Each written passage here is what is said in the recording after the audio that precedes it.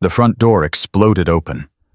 6-year-old Lily collapsed onto the floor, her tiny body convulsing with sobs. Her scalp was raw, bleeding, covered in jagged patches where blonde hair used to be. Her fingers clawed at her head, trembling violently, as if trying to put back what had been stolen. She couldn't breathe, couldn't speak, could only shake and gasp and bleed onto her father's boots. Marcus dropped to his knees. His daughter's eyes found his wild, shattered, begging him to undo what couldn't be undone. Within 36 hours, 300 Hell's Angels would descend on Cedar Ridge, and nothing would ever be the same. Before we continue, please subscribe to the channel and let us know in the comments which city you're watching from. I want to see how far this story travels. Now let's begin. The front door slammed open with enough force to rattle every picture frame on the wall. Marcus looked up from his coffee, confused at first, because Lily never entered like that. She was gentle, careful. Even at 6 years old, she closed doors softly, walked on tiptoes when she thought he was resting, and whispered goodnight to her mother's photograph every single evening. But this sound was wrong, too sharp, too desperate. A sound pulled straight from terror. She stood in the doorway, breathing in short, broken bursts. The afternoon light poured in behind her, catching on what remained of her hair, the uneven patches, the torn clumps, the raw humiliation carved into her tiny silhouette. For a moment, Marcus couldn't understand what he was seeing.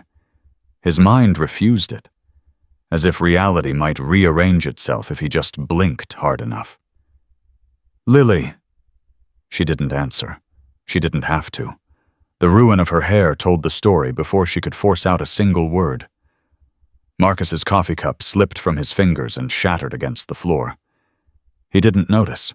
He was already moving toward her, his hands rising halfway, before hesitating in midair, trembling as though touching her would make the nightmare real. "Baby girl," he whispered. "What happened to you?" Lily's knees buckled. She crumpled forward and Marcus caught her just before she hit the ground. He folded his arms around her small body, feeling the violent tremors running through her frame. Her fingers clutched his shirt so tightly her knuckles went white. And then she sobbed. Not crying, sobbing. The kind that comes from somewhere deeper than tears, somewhere broken. Marcus held her without speaking. Language was too clumsy for moments like this, so he simply sat on the floor with his daughter in his arms, feeling the horror of what had been done settle over him like a weight he would carry for the rest of his life. His fingertips brushed the back of her head, feeling the uneven stubble, the patches where hair had been ripped rather than cut. She flinched not at his touch, but at the memory attached to it. That flinch ran through Marcus's entire body. A jolt of helplessness, followed by something heavier, something hotter, rising slowly from the center of his chest. He pulled back just enough to look at her face. Her cheeks were streaked with dried tears and dirt. Her eyes, her mother's eyes, were red and swollen, filled with a fear that didn't belong in any child. "Who did this to you?" Lily's lip trembled. She opened her mouth, but no words came out. "Lily." Marcus kept his voice soft, even though every muscle in his body was coiled tight as a spring. "I need you to tell me what happened. Can you do that for Daddy?" She nodded slowly. Then she whispered 4 words that changed everything. "It wasn't just today." Marcus felt his blood turn to ice. "What do you mean, baby?" Lily pulled away from his chest just enough to look up at him. Her voice came out broken, halting buried under layers of guilt she should never have had to carry. "The boys," she whispered. "They've been hurting me for a long time." "How long? Since after Christmas?" 6 months. 6 months of torment, and Marcus hadn't known, hadn't seen it, hadn't protected her from it. The realization hit him like a physical blow. "Why didn't you tell me?" His voice cracked. "Lily, why didn't you tell Daddy?" Tears spilled down her cheeks again. I tried to tell the teacher. She said," Lily's voice dropped to barely a whisper. "She said I was too sensitive." Those 3 words, too sensitive. Marcus would remember them for the rest of his life. "Tell me everything," he said quietly. "Start from the beginning. I'm not going anywhere." And Lily, his brave, broken little girl, finally told him the truth.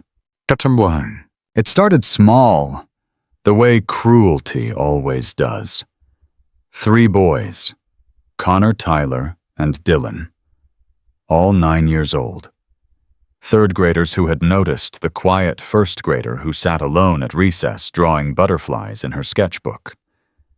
"She's weird," Connor had announced one day, loud enough for everyone to hear. "She doesn't even talk to anyone. She just draws dumb pictures all day." The other kids laughed. Lily pretended not to hear. But she heard everything.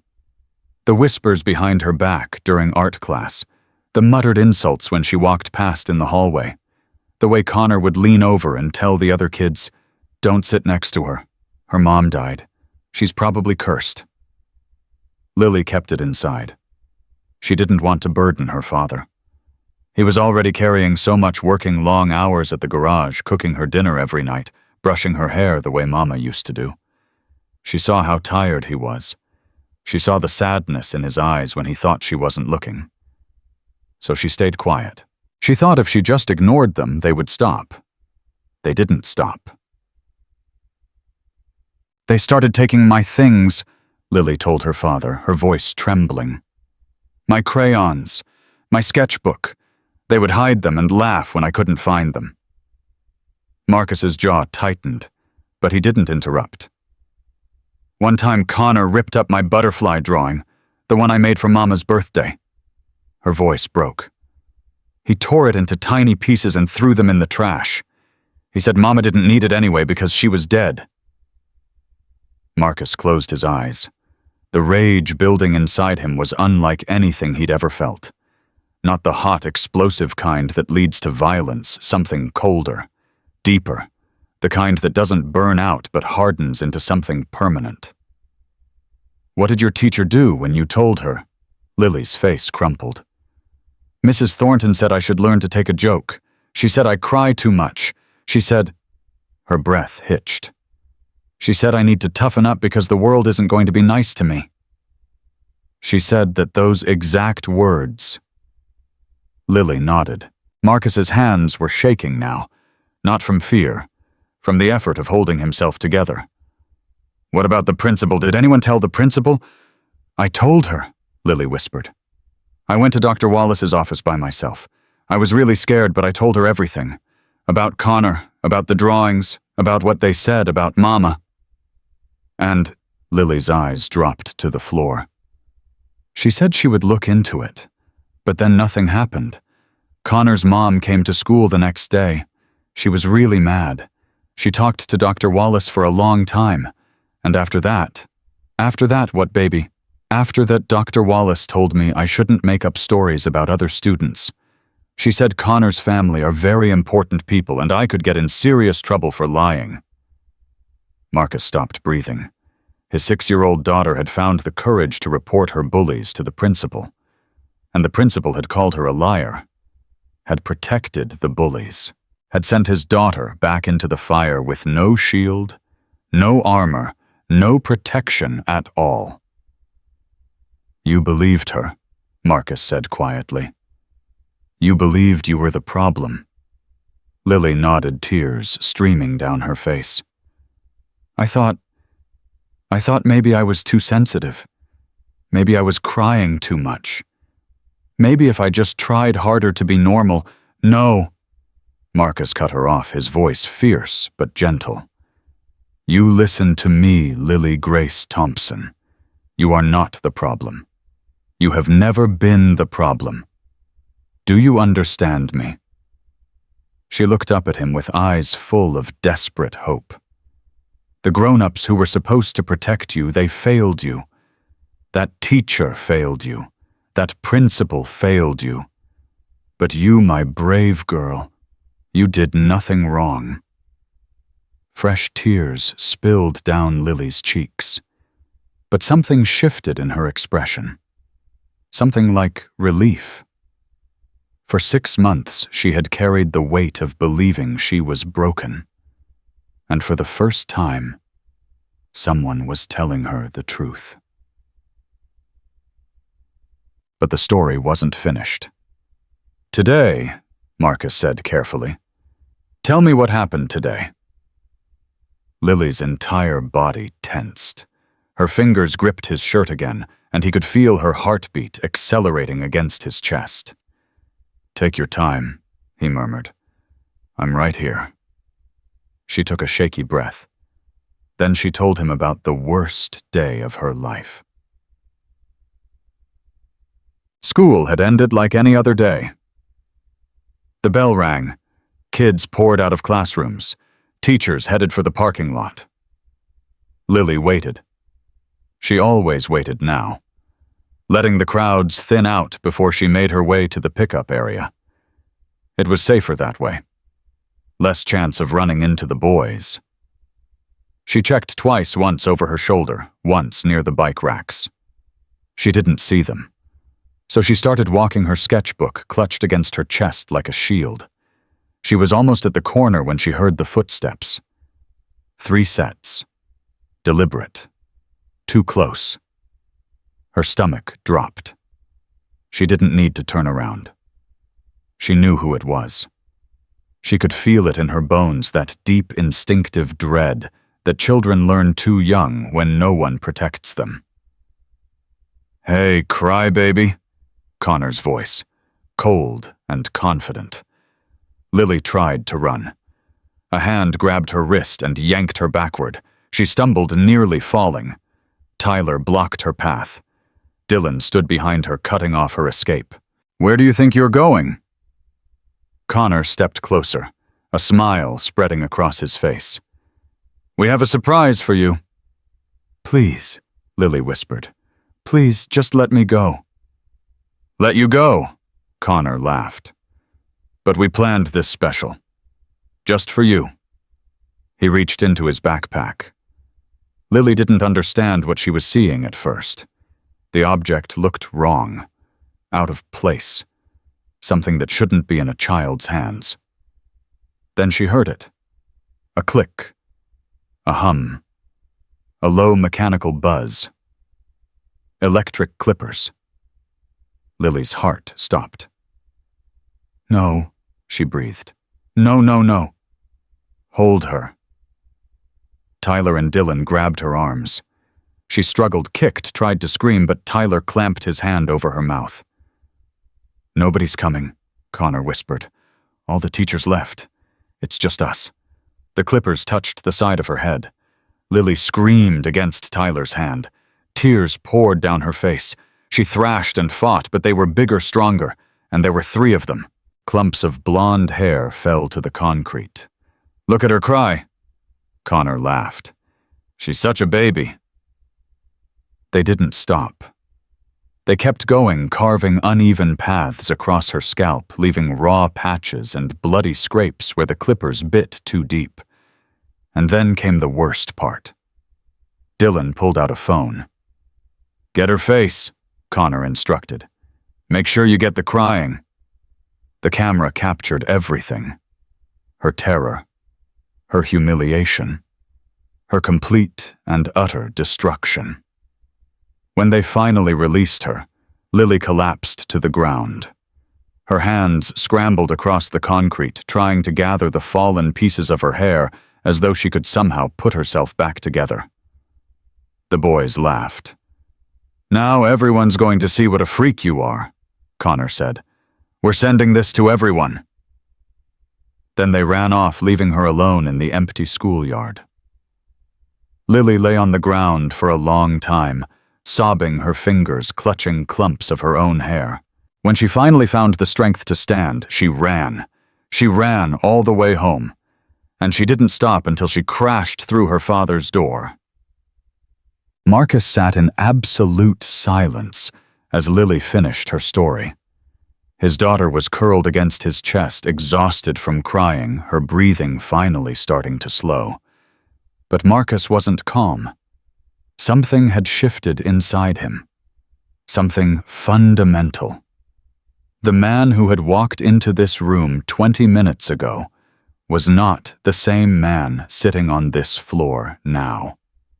25 years in the Hells Angels had taught Marcus many things. He'd seen violence. He'd witnessed cruelty. He'd stood in rooms where men decided the fates of other men. But he had never not once felt the kind of cold, focused fury that filled him now. This wasn't about revenge. Revenge was hot, impulsive, self-destructive. This was about justice and protection. Absolute, undeniable protection that no one would ever question again. "Lily," he said softly, "I need you to do something for me." She looked up at him with red-rimmed eyes. "I need you to rest. Can you do that? Just close your eyes and rest. Daddy has to make some phone calls." "Are you mad at me?" The question shattered what remained of his heart. "No, baby girl." He pressed his lips to her forehead. "I could never be mad at you. I'm proud of you. You're the bravest person I know." She managed a tiny, fragile smile. Marcus carried her to the couch and tucked a blanket around her shoulders. Within minutes, exhaustion claimed her, and she drifted into restless sleep. He stood there for a long moment, watching his daughter's chest rise and fall. Then he walked into the kitchen. His hands were steady as he reached for his phone. He dialed a number he'd only used in moments that truly mattered. The phone rang once, twice. A gruff voice answered. "Talk to me, brother." Marcus swallowed hard. The words didn't want to come. When they finally did, they were simple. "Mike, it's Lily." A pause, long and heavy. Then quietly, "What happened?" Marcus told him. Not every detail. Not the way she screamed. Not the way the clippers buzzed against her skin. Not the way she tried to gather her own hair from the concrete. But enough. Enough for Mike to understand. Enough for the silence on the other end of the line to stretch into something dangerous. "Where are you?" Mike finally asked. "Home." "Stay there. Don't do anything. Don't talk to anyone. I'm making calls." "Mike, listen to me, brother." Mike's voice was calm, but absolute. "You raised that little girl alone after Elena died. You did everything right, and some people let this happen to her. I understand what you're feeling right now, but we're not doing this with fists and fury. We're doing this the right way, the way that protects her and destroys them." Marcus closed his eyes. "How many calls are you making?" "All of them." Within 30 minutes, Marcus's phone began buzzing. Text after text, call after call, brothers from every chapter within 300 miles checking in. "We're with you. Tell us what you need. Nobody hurts one of our kids." By midnight, the network had spread to 5 states. Men who had never met Lily, who had only heard her name spoken once, were already clearing their schedules, canceling work, gassing up their bikes. They weren't coming for violence. They were coming for something far more powerful. They were coming to make sure that when the truth came to light, no amount of money influence or power could bury it. They were coming to stand as witnesses. 300 Hells Angels. 300 men who understood that protecting the vulnerable wasn't just a code, it was a sacred duty. And in 36 hours, they would descend on Cedar Ridge with a message that would echo far beyond this small town. You touched the wrong child. And now the whole world is going to know what you did. But Marcus didn't know yet what was already happening. He didn't know that the video, the one showing his daughter's assault, had been sent to a group chat within minutes of the attack. He didn't know it had spread from phone to phone, parent to parent, until it landed in the hands of someone who would change everything. He didn't know that by morning, law enforcement would have a copy.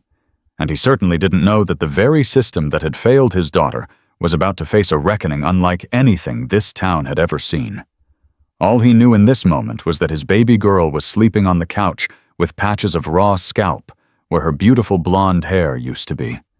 All he knew was that somewhere out there, 3 9-year-old boys were sleeping peacefully in their beds, proud of what they had done.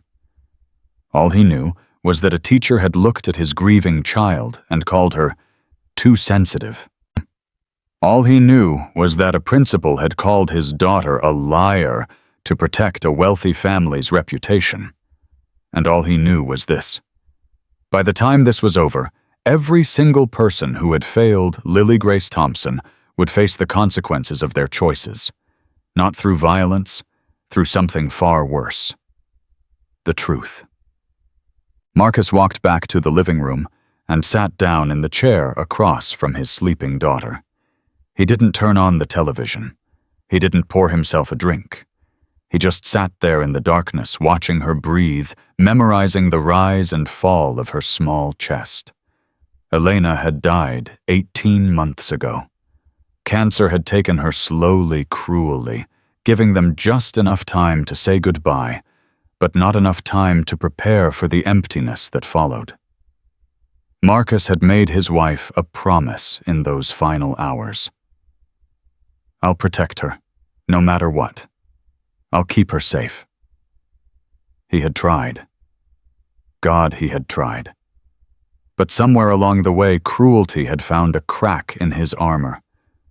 It had slipped through while he was working overtime to pay the bills, while he was learning to braid hair and pack lunches, while he was trying to be both father and mother to a little girl who missed her mama every single day. The guilt was crushing. But guilt wouldn't help Lily now. Only action would. Marcus leaned forward, his elbows on his knees, his eyes never leaving his daughter's face. I'm sorry, baby girl, he whispered into the darkness. I'm sorry I didn't see it. I'm sorry I didn't stop it sooner. Lily stirred slightly in her sleep, her fingers clutching the edge of the blanket. But I see it now. Marcus continued, his voice hardening. And I promise on your mother's grave that no one will ever hurt you again. Outside, the night was quiet. But 300 miles away, engines were already warming up. The video arrived on Marcus's phone at 6:47 the next morning. He hadn't slept. He'd spent the entire night in that chair, watching Lily breathe, running through every scenario in his mind. When his phone buzzed, he expected another message from a brother checking in. Instead, he saw a text from an unknown number. You need to see this. Your daughter deserves justice. Below the message was a video file. Marcus's thumb hovered over the screen. Something told him not to watch it. Something told him that once he saw what was on that video, there would be no going back. He pressed play. 37 seconds. That's how long it took to destroy what remained of Marcus's restraint. He watched his daughter pinned against a wall. He watched her struggle. He watched her scream while 3 boys laughed. He watched clumps of her hair fall to the ground while she sobbed and begged them to stop. And he watched one of them film the entire thing, making sure to capture her face, her tears, her complete humiliation. When the video ended, Marcus sat perfectly still. His phone screen had gone dark, but he could still see it. Every frame, every second, burned into his memory forever. His hands weren't shaking anymore. They were steady, terrifyingly steady. Daddy, Lily's small voice cut through the silence. She was sitting up on the couch, rubbing her eyes, the blanket pooled around her waist. Marcus locked his phone and slipped it into his pocket before she could see. "Good morning, baby girl." His voice came out calm, normal, as though his entire world hadn't just shifted on its axis. "How did you sleep?" "Okay." She touched the back of her head and flinched. The memory of yesterday flooded back into her eyes. "Daddy, I don't want to go to school today." "You're not going to school today," Marcus said firmly. "You're staying right here with me." Relief washed over her face. "Really? Really?" He walked over and sat beside her on the couch. "But I need to ask you something important. The boys who hurt you, do you know if they recorded what happened?" Lily's face crumpled. She nodded slowly. "One of them had a phone. He was laughing and pointing it at me the whole time." Marcus closed his eyes briefly. "Did they say what they were going to do with it?" Connor said. Her voice trembled. "He said they were going to send it to everyone, so everyone could see what a freak I am." The rage inside Marcus crystallized into something diamond hard. "Listen to me, Lily. What they did was wrong. Recording it was wrong. Sharing it was wrong. And every single person who watches that video and does nothing, they're wrong too." "But what if everyone sees it?" Lily's eyes filled with tears. "What if everyone at school laughs at me?" Marcus pulled her into his arms. "Then we'll make sure they understand that laughing at someone's pain makes them the problem, not you. And baby girl," he pulled back to look her in the eyes, "by the time this is over, nobody is going to be laughing. I promise you that." His phone buzzed again. This time it was Mike. Videos everywhere. But here's the thing, it landed in the wrong inbox. Detective Frank Morrison's kid was in that group chat. Frank's got the original file. Evidence is locked down. They can't bury this. Marcus read the message twice. Detective Frank Morrison. One of the boys who attacked Lily was named Tyler Morrison, which meant a police detective's son was in the group chat that spread the video, and that detective now had undeniable evidence of what those boys had done. For the first time since yesterday, Marcus felt something other than rage. He felt hope. The truth was out. And unlike every other time Lily had tried to speak up, this time there was proof that couldn't be dismissed or buried or explained away. This time the whole world was going to see. And Marcus was going to make sure of it. Rosa Brennan arrived at 9 o'clock. Mike's wife was a small woman with kind eyes and steel in her spine. She'd raised 3 boys of her own and had a way with children that put them at ease within seconds. "Marcus." She hugged him tightly at the door. "Mike told me everything. How is she?" "Scared, hurt, but she's tough. Like her mama was." Rosa squeezed his arm. "Let me sit with her while you make your calls. She needs someone soft right now, someone who isn't carrying what you're carrying." Marcus hesitated. Leaving Lily's side felt impossible. "She's safe with me," Rosa said firmly. "Go do what needs to be done. I'll make sure she eats something and knows she's loved." Marcus looked back at his daughter, who was watching them from the couch. "Lily, this is Mrs. Rosa. She's going to stay with you for a little while, okay? She's family." Lily studied Rosa for a moment. Then she nodded. "Do you like butterflies?" Rosa asked, walking toward her with a warm smile. "Because I brought my colored pencils, and I heard you're quite the artist." Something flickered in Lily's eyes. Not quite a smile, but close. It was enough. Marcus slipped out the back door and headed for the garage. He had calls to make. The first call was to his chapter's lawyer. Vincent Reyes had been representing Hell's Angels members for 20 years. He knew exactly how to navigate situations where justice and the law didn't always align. "I saw the video," Vincent said without preamble. "It's already making rounds with local PD. The Morrison connection is interesting."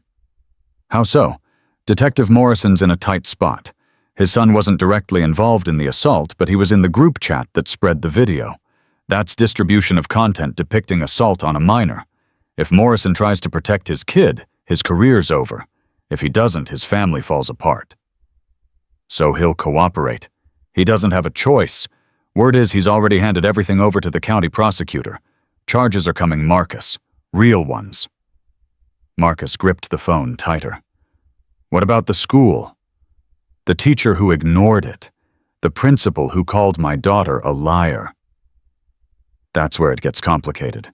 Criminal charges against staff are hard to prove. But civil liability? That's a different story. If we can demonstrate a pattern of willful neglect, documented complaints that were ignored, evidence that they prioritized donor relationships over student safety, the district could be looking at millions in damages. I don't care about money. I know you don't. But money is the only language these people speak. Hit them in their wallets and suddenly they start remembering how to do the right thing. Marcus was quiet for a moment. What do you need from me? Documentation. Every complaint you ever filed. Every email. Every time you showed up to that school and were turned away. Can you get that? I have copies of everything. Good. Bring them to my office this afternoon. And Marcus. Yeah. The brothers are mobilizing. Mike's coordinating. 300 confirmed so far and more calling in every hour. This is going to be big. Visible. Make sure you're ready for what that means. I've been ready since the moment she walked through my door. Vincent paused. Elena would be proud of you. You know that, right? Marcus's throat tightened. I'll see you at 3. He hung up. 300 bikers. 300 men willing to drop everything and ride across state lines for a little girl they'd never met. Because she was one of theirs. Because in their world, you didn't hurt children. And when someone did, you didn't look away. By noon, the first wave had already arrived. Marcus heard the engines before he saw them. A deep rolling thunder that grew louder and louder until it seemed to shake the very foundations of the house. He stepped outside and watched as a convoy of motorcycles turned onto his street. 20 bikes, then 30, then more stretching back as far as he could see. They didn't park haphazardly. They lined up in perfect formation along both sides of the street, engines idling in unison. Iron Mike was at the front. He dismounted and walked toward Marcus with the measured stride of a man who had seen this kind of moment before. Brother. Mike clasped Marcus's hand and pulled him into a one-armed embrace. How's the little one? Rosa's with her. She's holding up. Mike nodded. Good woman, my Rosa. Best decision I ever made was marrying her. He glanced back at the rows of motorcycles. First wave's here. More coming every hour. We've got chapters from Pennsylvania, Ohio, Jersey, even a few boys from Virginia. Should hit 300 by nightfall. Mike, I don't know how to. Don't. Mike cut him off. Don't thank me. Don't thank any of us. This is what we do. This is who we are. He fixed Marcus with a steady gaze. Those boys hurt your daughter. The school protected them. The system failed her. Now we're here to make sure the system does its job. Peacefully. Legally. But loudly. Loudly, Mike smiled grimly. 300 Hell's Angels don't exactly blend in, brother. By tomorrow morning, every news station in 3 states is going to be asking why we're here. And when they ask, we're going to tell them.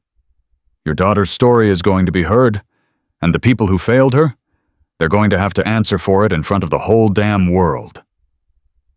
Marcus looked at the rows of silent bikers, their faces hard, but patient. This wasn't a mob. This was a statement. When do we move on the school? Tomorrow morning, first bell. We'll be there when the buses arrive. Every parent dropping off their kid is going to see us. Every teacher walking in is going to see us. And that principal who called your daughter a liar.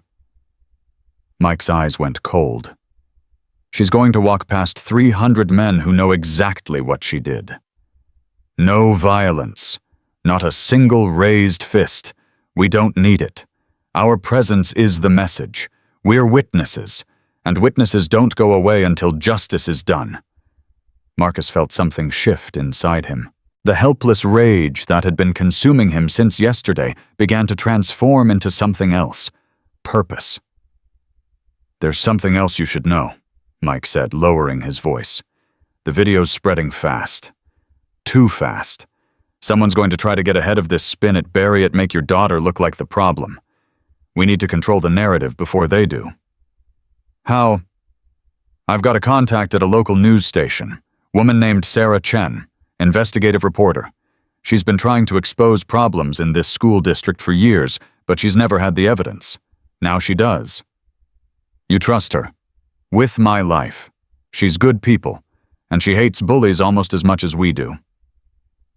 Marcus considered this. Going to the press meant exposing Lily to public scrutiny. It meant her face, her story, her pain would be broadcast for anyone to see. But staying silent meant letting the people who hurt her control the story. "Set up the meeting," Marcus said. "But I want to be there. And she doesn't talk to Lily, not yet. Not until I know she can be trusted." "Done." Mike clapped him on the shoulder. "Now go be with your daughter.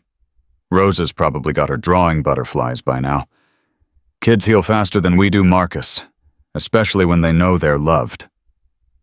Marcus turned back toward the house. Then he stopped.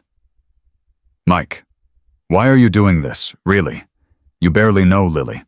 You've got your own family, your own problems. Why drop everything for my daughter?" Mike was quiet for a long moment. 23 years ago, he finally said, "my sister's kid got hurt. Bad. Same kind of situation. School knew. School did nothing. By the time we found out, it was too late. She didn't make it through the year." Marcus felt his heart stop. "Nobody showed up for her." Mike continued, his voice rough. "Nobody made noise. Nobody forced the truth into the light. And my sister, she never recovered. Lost her to grief 6 years later," and he met Marcus's eyes. "I swore I'd never let that happen again. Not to any kid. Not while I'm breathing." He turned and walked back toward his bike.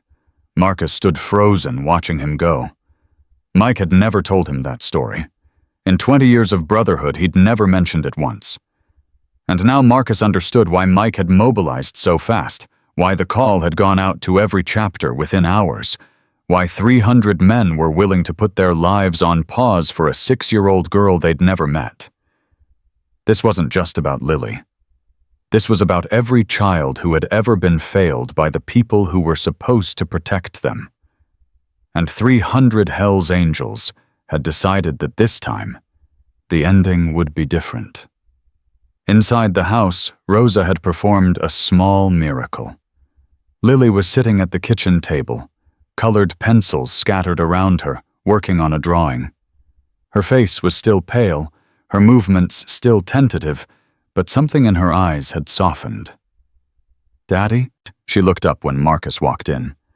"Look what I made." She held up the paper. It was a butterfly. Bright orange and yellow wings outlined in careful strokes of black. But what caught Marcus's attention was what she'd drawn beneath it. A row of motorcycles. Small and simple, but unmistakable. "Mrs. Rosa told me about the men outside," Lily said quietly. "She said they came to help us." Marcus knelt beside her. "That's right, baby girl. They're our friends, our family, and they're here to make sure nobody ever hurts you again." Lily looked at her drawing, then back at her father. "All of them, all those people came because of me. Because of you.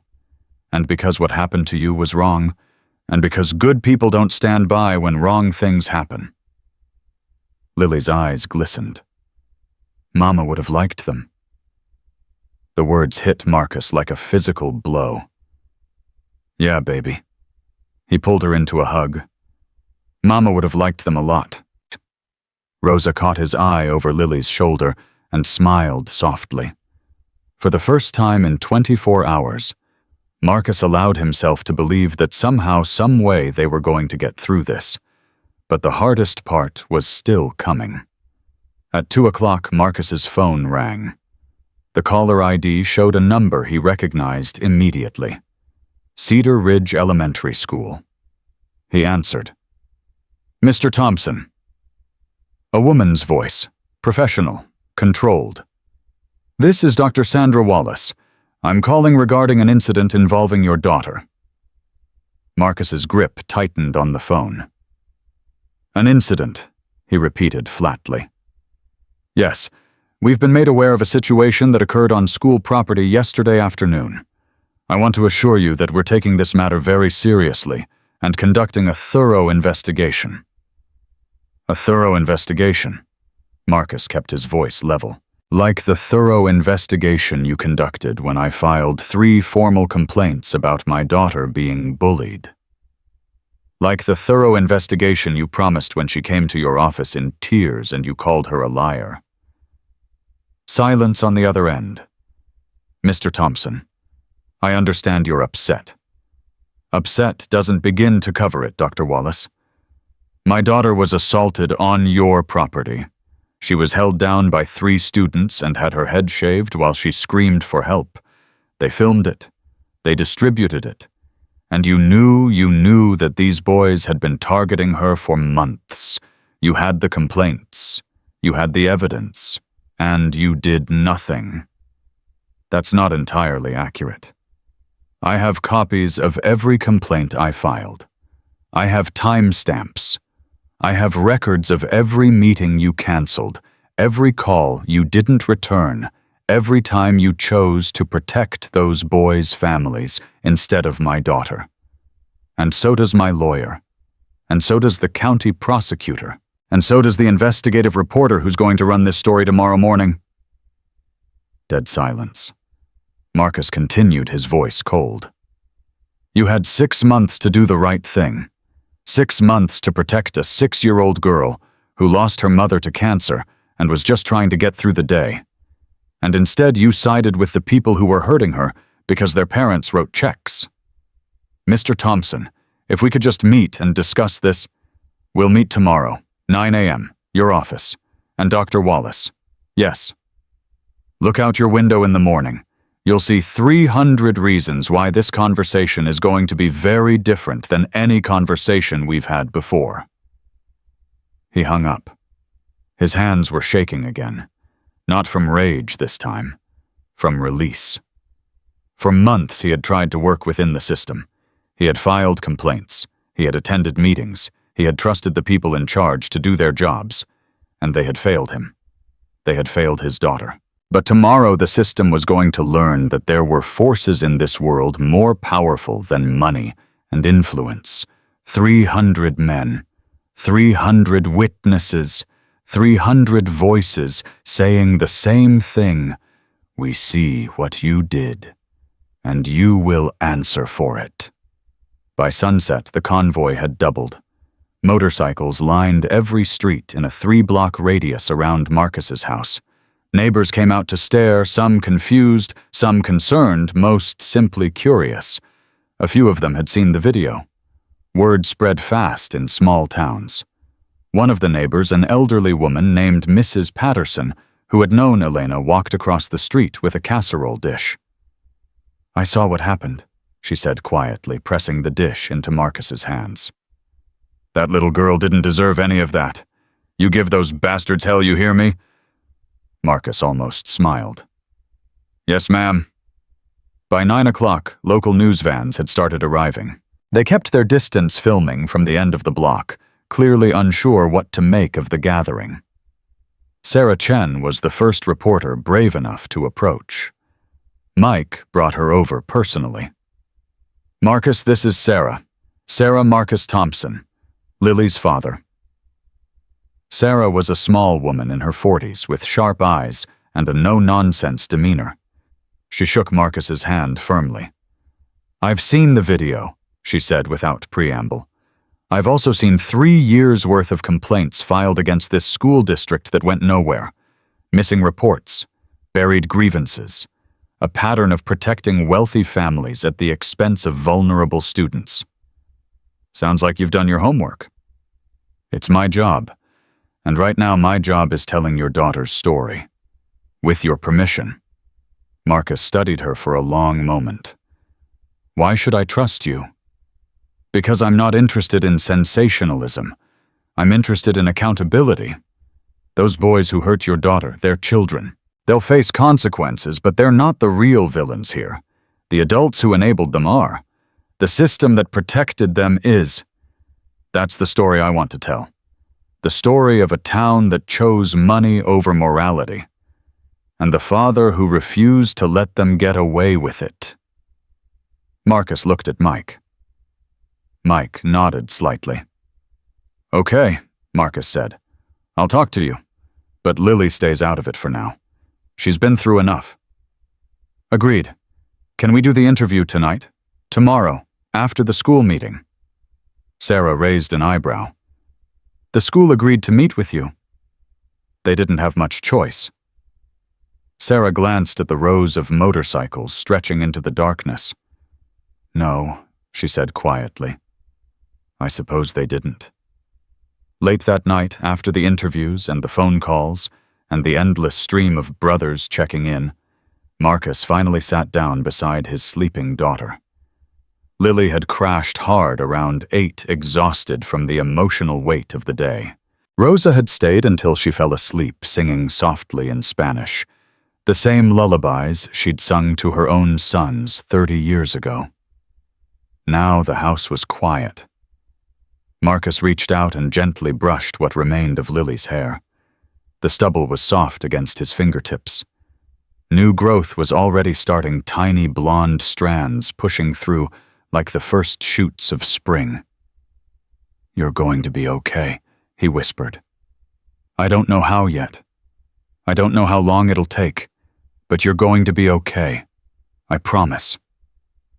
He thought about Elena, about the promise he'd made to her in those final hours, about all the ways he'd tried to keep it, and about how close he'd come to failing.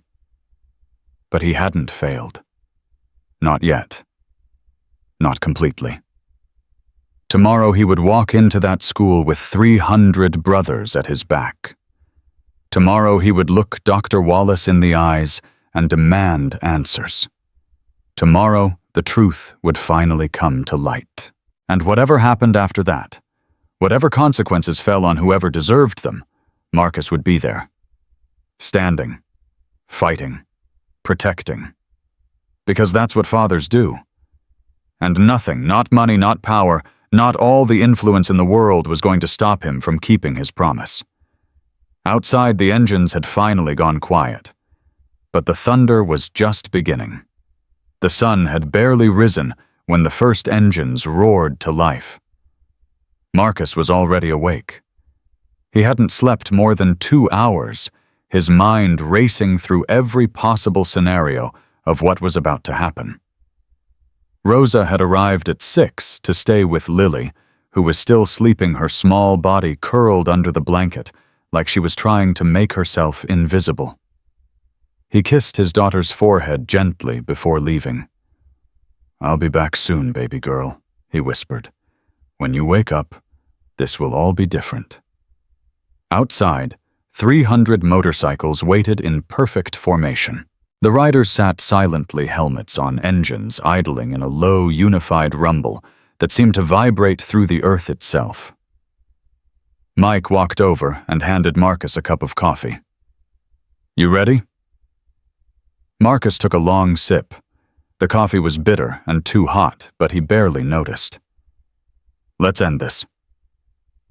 Mike nodded and swung his leg over his bike. The convoy began to move.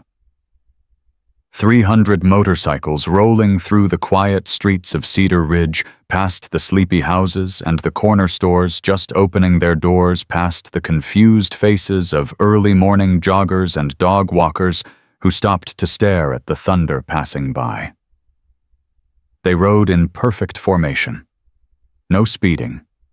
No revving. No aggression. Just presence.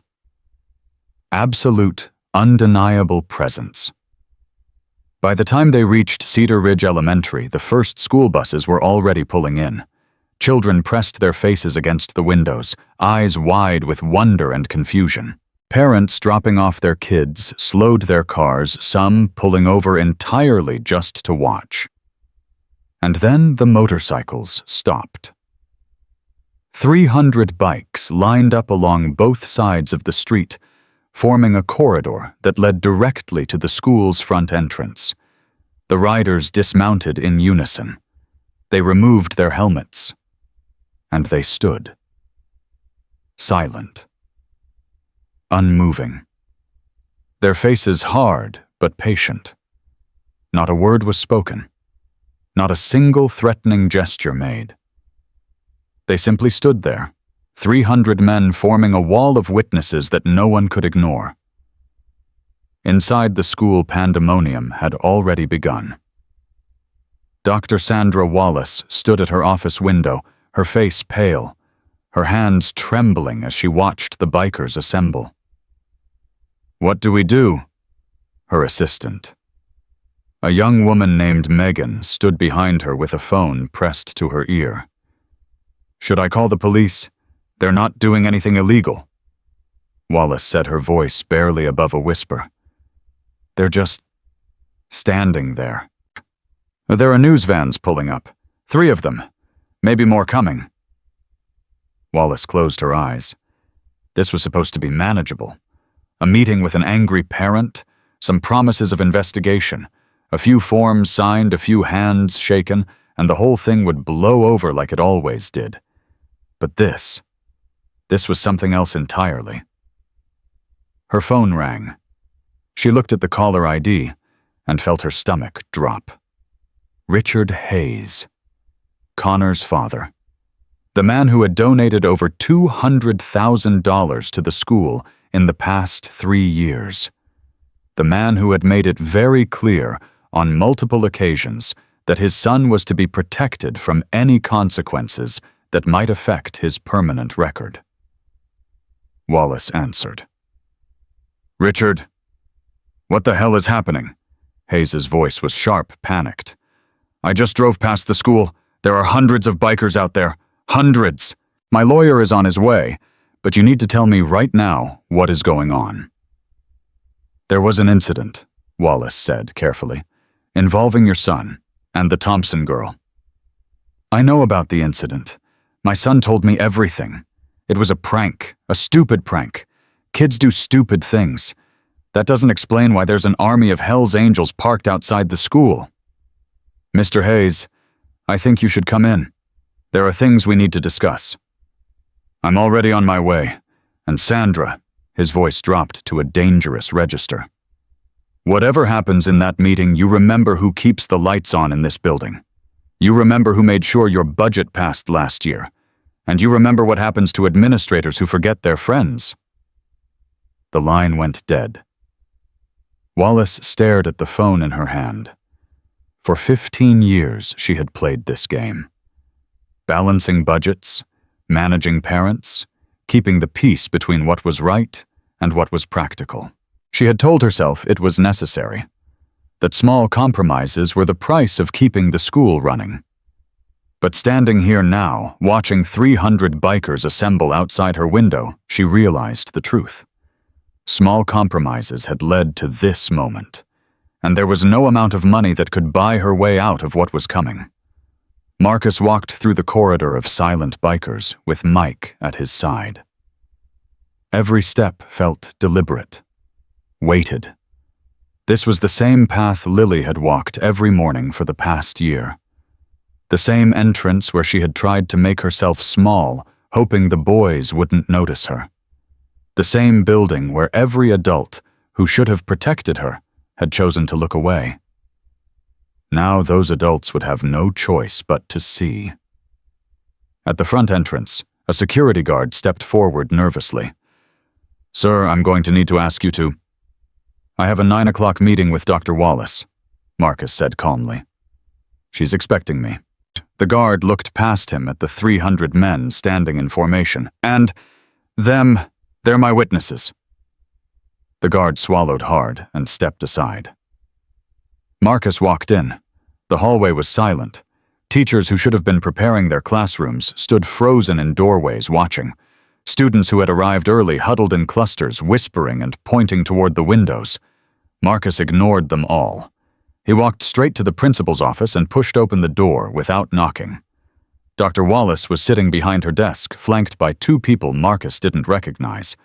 One was a woman in a sharp business suit, clearly a district lawyer. The other was a man with a tablet frantically taking notes. And sitting in the corner, arms crossed, face flushed with barely contained fury, was Richard Hayes. "Mr. Thompson." Wallace stood, her composure cracked, but holding. "Please have a seat." "I'll stand." Mike stepped in behind him and closed the door. The room seemed to shrink. "This is Karen Mitchell from the district legal office," Wallace continued, gesturing to the woman in the suit. "And David and Gwen from our communications department. Mr. Hayes is here representing his son's interests." "His son doesn't have interests," Marcus said flatly. "His son committed assault. His son participated in filming that assault. His son distributed footage of my 6-year-old daughter being attacked and humiliated. His son's interests are not my concern." Hayes shot to his feet. "Now wait just a minute. Sit down." Marcus's voice wasn't loud. It didn't need to be. The weight of 300 men standing outside gave every word the force of a battering ram. Hayes sat. "Let me tell you what's going to happen," Marcus continued. "First, you're going to explain to me how 3 formal complaints filed over 6 months were ignored. Second, you're going to explain why my daughter was called a liar when she came to this office begging for help. And third, you're going to explain why I had to learn about what was happening to my child from a video that's now been seen by half this town." Wallace's face had gone pale. "Mr. Thompson, I understand you're upset. I'm not upset. Upset is when someone cuts you off in traffic. Upset is when your team loses a game. What I am, Dr. Wallace, is a father whose daughter was failed by every single person in this building who was paid to protect her." He pulled a folder from his jacket and dropped it on her desk. "That's copies of every complaint I filed, time-stamped, documented, every one of them acknowledged by your office and then buried, every one of them followed by increased harassment of my daughter, every one of them ignored because the families of her bullies write bigger checks than I do." Karen Mitchell reached for the folder, her face carefully neutral. "We'll need to review these. The county prosecutor already has copies. So does Sarah Chen from Channel 7. She's outside right now, waiting to hear what you have to say." The color drained from Mitchell's face. "You went to the press. You gave me no choice. For 6 months I tried to work within your system. I followed your rules. I trusted your process. And your process nearly destroyed my daughter. So yes, I went to the press, and I brought 300 witnesses to make sure you can't bury this like you buried everything else." Hayes slammed his fist on the arm of his chair. "This is extortion. You're trying to intimidate us into what?" Marcus turned to face him directly. "Into acknowledging what your son did. Into admitting that he held down a 6-year-old girl and shaved her head while she screamed. Into accepting that he filmed her humiliation and distributed it to every kid with a smartphone." Hayes's face contorted. "He's 11 years old. He made a mistake. Kids make mistakes. A mistake is forgetting your homework. A mistake is breaking a window with a baseball. What your son did was planned, premeditated. He brought electric clippers to school. He waited until the teachers were gone. He enlisted 2 other boys to help hold her down. That's not a mistake, Mr. Hayes. That's cruelty. And the fact that you can't see the difference is exactly why we're here." The room fell silent. Wallace sat motionless behind her desk, her authority evaporating with every passing second. Finally, Mike spoke. 300 men are standing outside this building. Not one of them has raised his voice. Not one of them has made a threat. Their witnesses nothing more, but they're not leaving until this is resolved. Today. Right now. And let me be clear, resolved doesn't mean promises of investigation. It doesn't mean committees or reviews or strongly worded letters. It means accountability. Real consequences. Starting immediately. Karen Mitchell cleared her throat. What exactly are you asking for? Marcus reached into the folder and pulled out a single sheet of paper. 1. Immediate expulsion of Connor Hayes and Tyler Morrison. Their actions constitute criminal assault, and I won't have them anywhere near other children while charges are pending. Hayes opened his mouth to protest, but Marcus continued. 2. Mandatory counseling and suspension for Dylan Reed. He participated, but the video shows he hesitated. He's salvageable. The other two are not. He turned the page. 3. Immediate suspension of Patricia Thornton pending review of her teaching license. She witnessed months of bullying and did nothing. She told my daughter she was too sensitive while those boys tortured her. That's not teaching. That's enabling. Wallace flinched. 4. Administrative leave for Dr. Wallace pending a full investigation into how complaints were handled. The district attorney's office will decide if charges are appropriate. You can't just... Wallace started. I'm not finished. Marcus's voice cut through her protest like a blade. 5. A formal public apology from this school district acknowledging the systemic failures that allowed my daughter to be victimized. Not a private letter. Not a settlement with a gag order.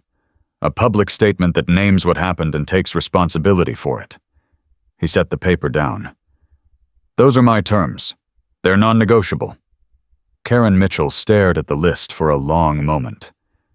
This will need to go before the school board. The school board is convening in 1 hour. Emergency session. They're aware of the situation. All of it. Including the 300 men outside and the news crews filming everything that happens. Mitchell's professional mask cracked. How do you know that? Mike smiled grimly. Because we called them. 7 board members woken up at 5 this morning with a very simple message. Fix this today, or the whole world watches you fail a 6-year-old girl on live television. Hayes shot to his feet again. This is blackmail. This is democracy, Mr. Hayes. Marcus turned to face him one final time.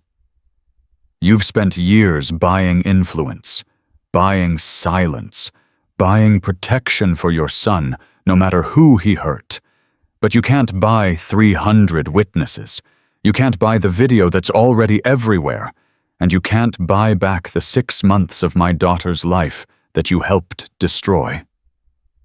He stepped closer, his voice dropping to barely above a whisper. Your son held down my baby girl and shaved her head while she screamed for her dead mother. And you have the audacity to stand here and talk about mistakes. Hayes's face went white. What did you just say? She called for her mama. Did Connor tell you that part? Did he tell you that while she was pinned against that wall, crying and terrified, she called out for her mother, who's been dead for 18 months? Did he tell you how the other boys laughed when she did it? The room was absolutely still. Hayes's mouth opened, but no sound came out. No, Marcus said quietly. I didn't think so. He turned and walked toward the door. You have 1 hour. Make the right choice. The school board convened at 10:15. The meeting room was packed. Board members, district lawyers, union representatives, and a handful of parents who had been allowed in as observers. Through the windows, the 300 bikers remained visible, still standing in perfect formation. Sarah Chen and her camera crew had been given press access. Every word spoken in that room would be broadcast. Marcus sat in the front row, Mike beside him. The board chair, a silver-haired woman named Eleanor Vance, called the meeting to order. "We're here to address an incident involving a student at Cedar Ridge Elementary," she began, her voice strained. "Due to the severity of the allegations and the public attention this matter has received, we've agreed to conduct a preliminary review today, rather than waiting for the standard 30-day process." She paused, looking around the room. "I want to be clear. This is not how we typically handle these situations, but given the circumstances," her eyes flickered toward the window, "we believe immediate action is warranted." For the next 2 hours, testimony was given.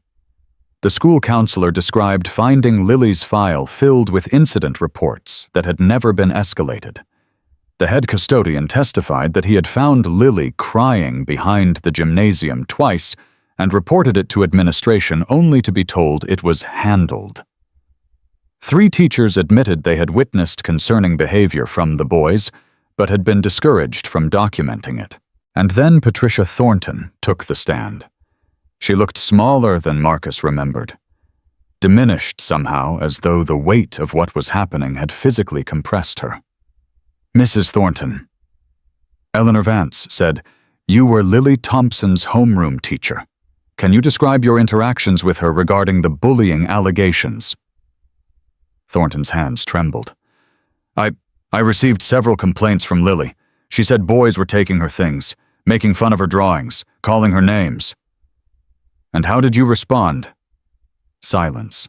"Mrs. Thornton, I told her—" Thornton's voice cracked. "I told her she needed to toughen up, that she was too sensitive, that children can be cruel, and she needed to learn to handle it." "Did you document these complaints?" "Yes." "And did you escalate them to administration?" A long pause. "No." "Why not?" Thornton looked up, and Marcus saw something in her eyes he hadn't expected. Fear. "Because I was told not to." After the first complaint, Dr. Wallace called me into her office. She said the Hayes and Morrison families were important to the school. She said any disciplinary action against their sons would need to go through her personally. She said my job was to keep things quiet. Murmurs rippled through the room. Eleanor Vance leaned forward. "Are you saying you were instructed by the principal to suppress bullying complaints involving specific students?" Thornton's eyes filled with tears. "Yes. And I'm sorry. I'm so sorry. That little girl came to me for help and I turned her away because I was afraid of losing my job. I told myself it wasn't that bad, that kids are resilient, that she'd get over it." Her voice broke completely. "But she didn't get over it. They hurt her. They really hurt her. And I could have stopped it." She covered her face with her hands and wept. The room was silent. Marcus felt Mike's hand on his shoulder, grounding him, reminding him to stay calm, because watching this woman break down didn't bring him satisfaction. It just made him tired. Tired of a system that forced people to choose between their conscience and their paycheck. Tired of a world where doing the right thing was treated as a liability. Tired of fighting battles that should never have needed to be fought. But he wasn't done yet.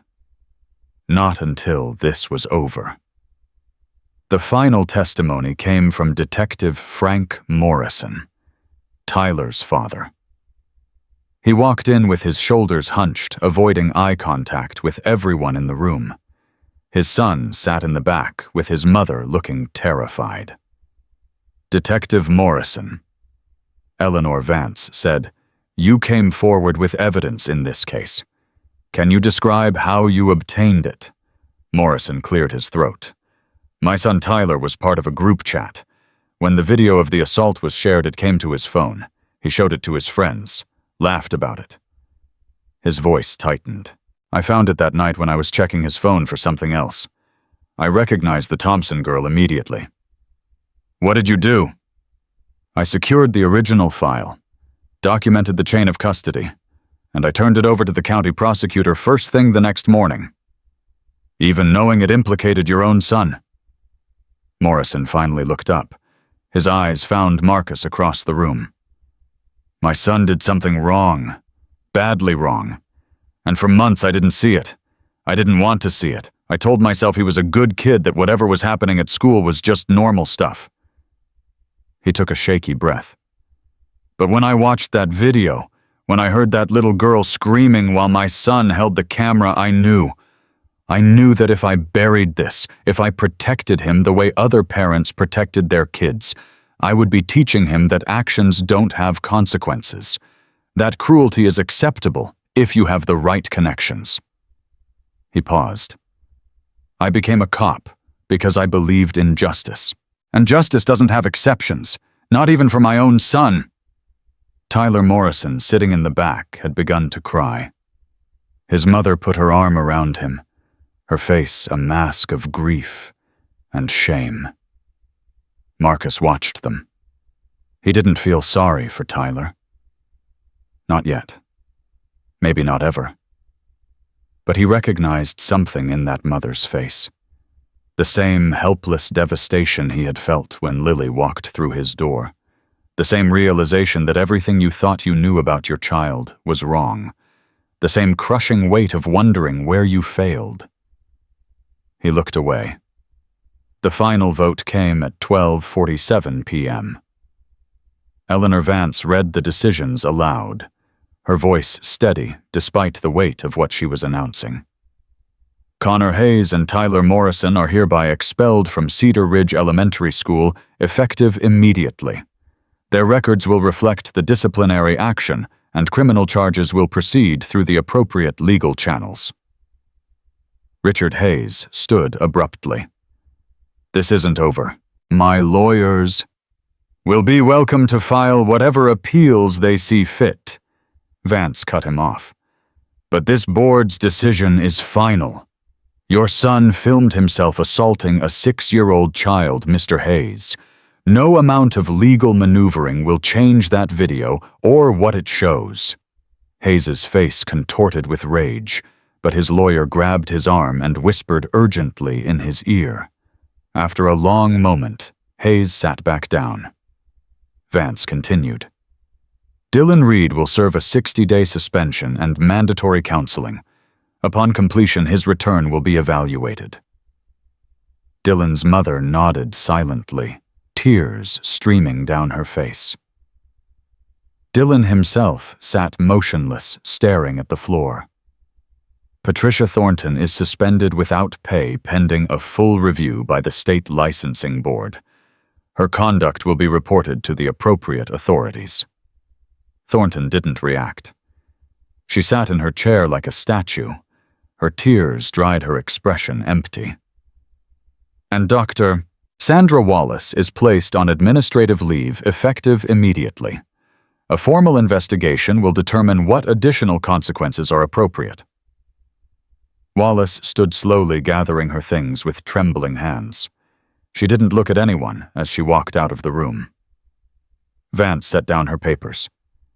Finally, this board will issue a formal public statement acknowledging the systemic failures that allowed this situation to occur.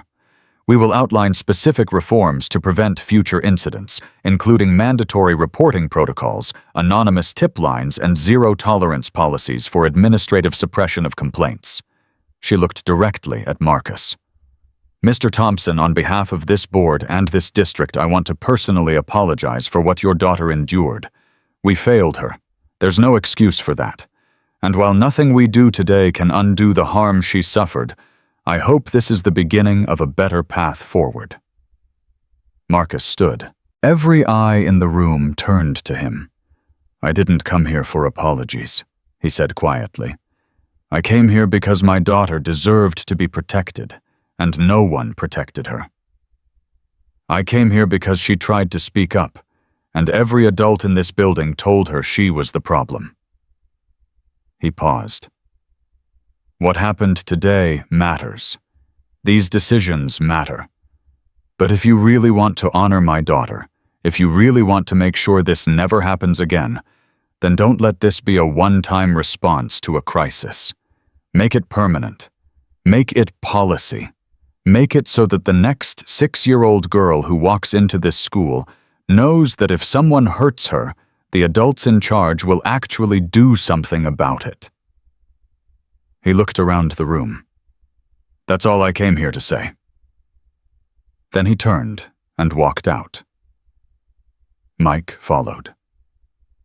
Outside, 300 bikers still stood in formation. When Marcus emerged through the front doors, a murmur rippled through the ranks. Mike raised his hand. The murmur stopped. Silence. Then Marcus spoke. "It's done. They did the right thing." For a moment, nothing moved. Then slowly, one rider began to clap. Then another. Then another. Within seconds, 300 men were applauding, not loudly, not chaotically, but with a steady rhythmic intensity that seemed to echo off every building in sight. It wasn't celebration. It was acknowledgement. Justice had been served. Not through violence, not through threats, through presence, through patience, through refusing to let the truth be buried. Marcus stood on those steps, surrounded by brothers he had known for decades and men he had never met, and he felt something he hadn't felt in months. Peace. Not complete. Not permanent. But enough. Enough to believe that somehow his daughter might actually be okay. 300 engines roared to life simultaneously. The sound was deafening, a wall of thunder that seemed to shake the very foundations of Cedar Ridge Elementary. Marcus walked through the corridor of bikes one more time, heading toward his own.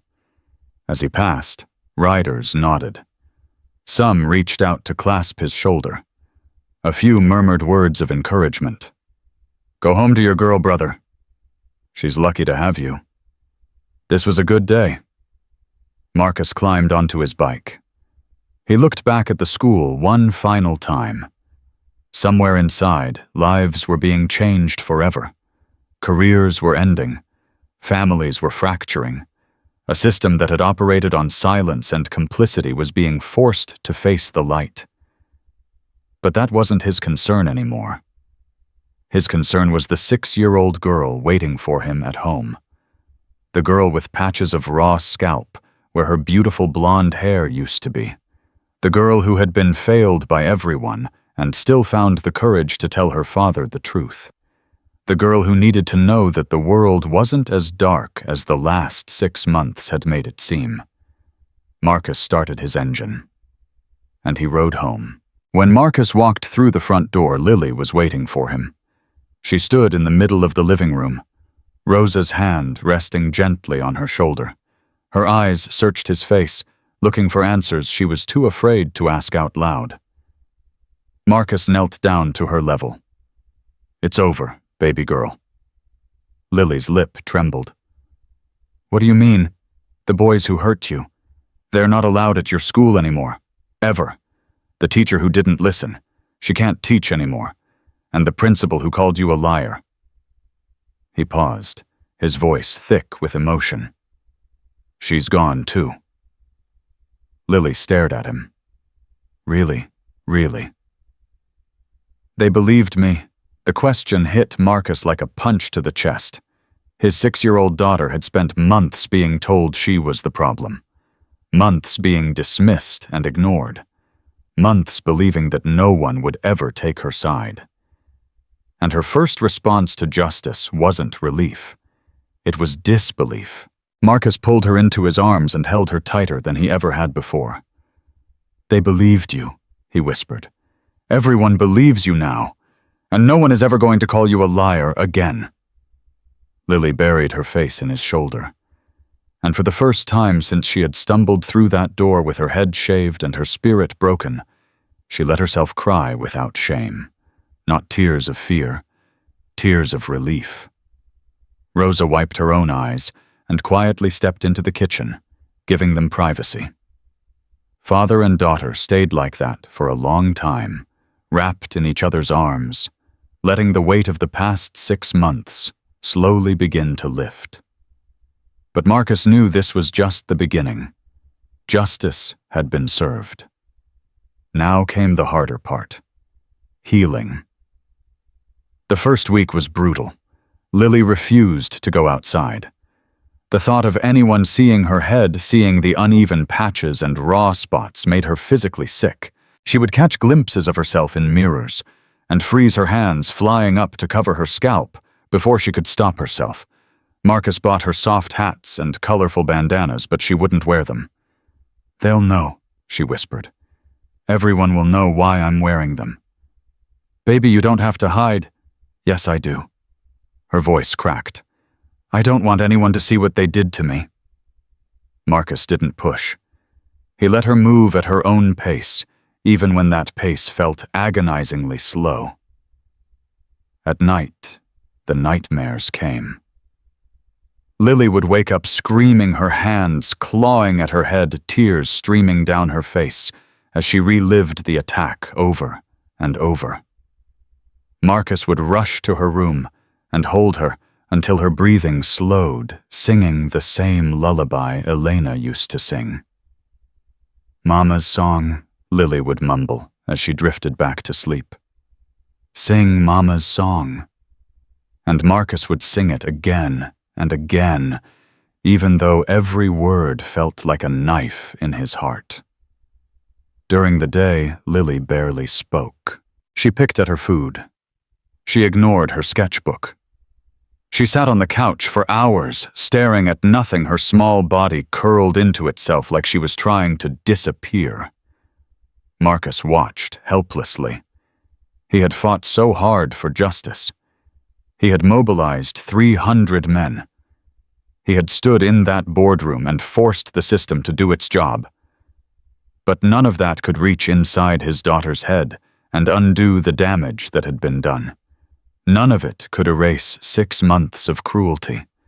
None of it could bring back the fearless little girl who used to chase butterflies and draw rainbows and believe the world was beautiful. On the 8th day, Rosa came back. She didn't call ahead. She just appeared at the door with a canvas bag over her shoulder and a determined look on her face. "I'm taking over for a few hours," she announced. "You need a break." "I'm fine." "You're not fine. You look like you haven't slept in a week, and you've got that look in your eyes like you're carrying the whole world on your shoulders." She pushed past him gently. "Go take a shower. Get some air. I've got her." Marcus hesitated. "She's having a bad day." "I know. Mike told me." Rosa touched his arm. "Trust me. Sometimes what a child needs isn't her parent. Sometimes she needs someone who can see her without all the fear and guilt attached. Let me try." Marcus looked toward the living room where Lily sat motionless on the couch. "1 hour," he finally said. "Take 2.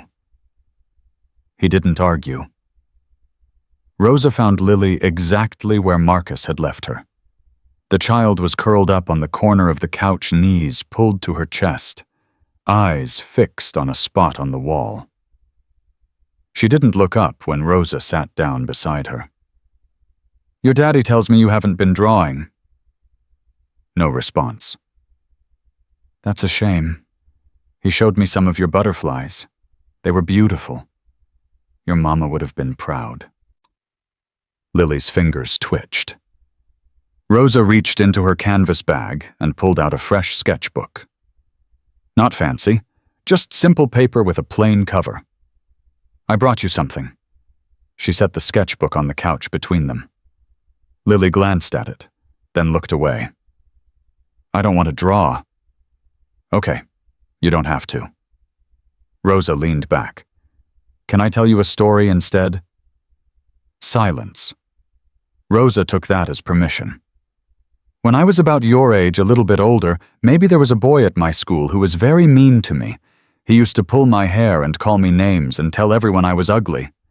She paused. "One day he pushed me into a mud puddle in front of everyone. My favorite dress got ruined. All the other kids laughed, and I went home crying so hard I couldn't breathe."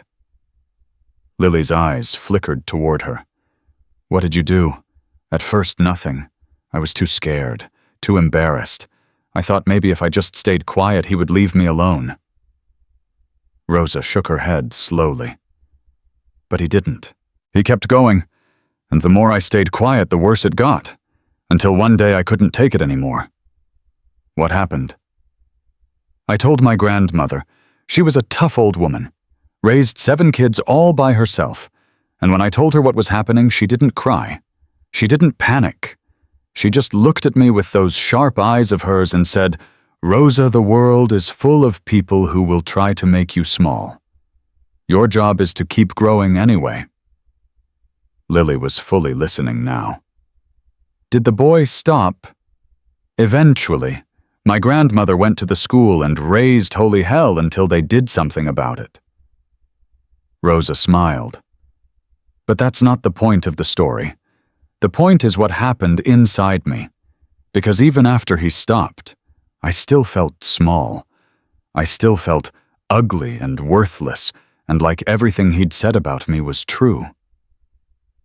How did you stop feeling that way? Rosa was quiet for a moment. It took time, a lot of time. But I started doing the things I loved again, even when I didn't feel like it. I started talking about what happened even when it hurt. And slowly, very slowly, I realized that what he did to me didn't define who I was. It defined who he was.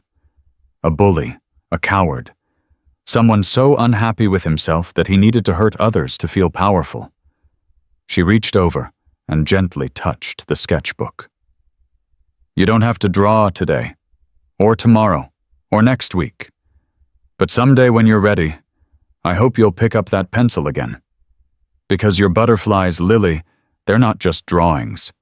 They're you, and you're still beautiful even when you don't feel like it. Lily stared at the sketchbook for a long moment. Then slowly her hand reached out. She didn't open it. She just rested her fingers on the cover like she was saying hello to an old friend she wasn't quite ready to face. But it was something. It was a start.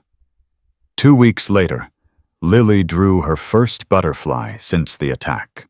Marcus found it on the kitchen table when he came downstairs in the morning.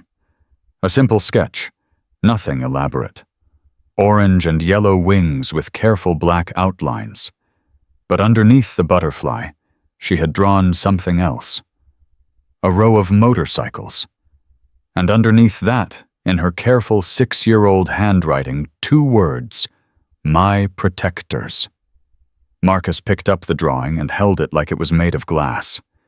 His eyes burned. He found Lily in her room, sitting on her bed, looking nervous. "Do you like it?" she asked quietly. Marcus sat down beside her. "I love it. It's not very good. I'm out of practice. It's perfect." Lily twisted her fingers in her lap. "Daddy, can I ask you something? Anything. The men on the motorcycles, the ones who came to help. Will they come back?" Marcus smiled. "Baby girl, they never really left." That afternoon, Mike and Rosa came over for dinner. They weren't the only ones. Throughout the following weeks, brothers from the chapter stopped by regularly. Not in overwhelming numbers, just 1 or 2 at a time. They'd sit on the porch with Marcus talking about nothing important while Lily watched from the window. At first, she wouldn't come outside when they were there, but slowly, her curiosity won out. One afternoon, a massive biker named Tiny 6'5", covered in tattoos, with a beard that reached his chest, was sitting on the porch steps when Lily cracked open the front door. "Hey there, little one," he said softly, his deep voice gentler than anyone would expect. "I'm Tiny." Lily giggled despite herself. "You're not tiny." "I know. That's the joke," he grinned. "My real name's Thomas, but nobody's called me that since I was about your size." She stepped onto the porch cautiously. "You're one of my daddy's friends." "I am. Known him for about 15 years now. He's a good man, your daddy. One of the best." But Lily sat down on the step next to him, keeping a careful distance. "Were you there at my school?" Tiny nodded. I was. Did you see the bad boys? Didn't need to. Wasn't there for them. He turned to look at her, his eyes serious but kind. I was there for you. Lily processed this. But you don't even know me. Didn't need to know you deserved better than what happened. That's the thing about family, little one. Real family shows up whether they know you or not. Because it's not about knowing. It's about protecting. Lily was quiet for a long moment. Then she said something that made Tiny's eyes fill with tears. My mama would have liked you. Tiny swallowed hard. I bet she was something special. She was. Lily looked down at her hands. She died. I know, I'm sorry. Me too. A pause. But Daddy says she's still watching, like a guardian angel. Tiny nodded slowly. I believe that, and I think she'd be real proud of how brave you've been. Lily considered this. Do you really think I'm brave? Little one, you walked into that school every day for 6 months knowing those boys might hurt you. You tried to tell the grown-ups even when they didn't listen. And when everything happened, you came home and told your daddy the truth, even though you were scared. Tiny shook his head. That's braver than most adults I know. Something shifted in Lily's expression. Not quite a smile, but something close. Can I show you my butterfly drawing? I'd be honored. She scrambled to her feet and ran inside. Marcus, who had been watching from the doorway, met Tiny's eyes. Thank you, he said quietly. Tiny just nodded. She's going to be okay, brother. Kids are tougher than we think, especially ones raised right. He was right. Lily showed Tiny her butterfly. Then she showed him another one. Then she asked if she could draw him. Tiny sat perfectly still for 20 minutes, while Lily sketched her tongue poking out in concentration. When she finished, she held up the paper proudly. It was a stick figure with a massive beard and tiny eyes standing next to a motorcycle that was somehow both accurate and completely wrong at the same time. Tiny declared it the greatest portrait ever made. He asked if he could keep it. Lily said yes, but only if he promised to visit again. He promised. And he kept that promise. Every week at least one of the brothers would stop by. They never made it about the attack. They never brought up what happened unless Lily wanted to talk about it. They just showed up. They taught her how to play cards. They listened to her stories about school.